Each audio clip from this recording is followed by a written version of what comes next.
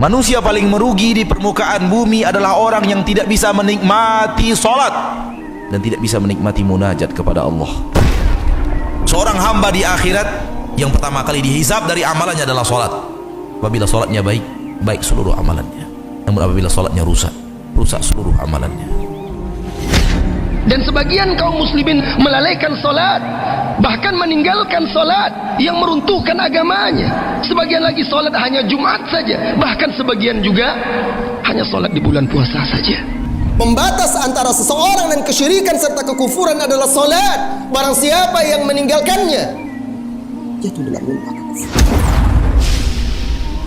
Bagaimana seseorang mengaku muslim sementara bangunan Islamnya runtuh, yang penyanggahnya telah runtuh, yaitu salat.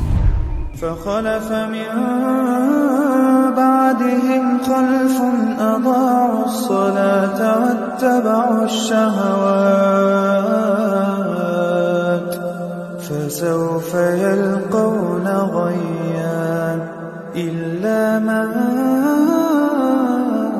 تاب وآمن وعمل صالحا فأولئك يدخلون الجنة ولا يظلمون شيئا.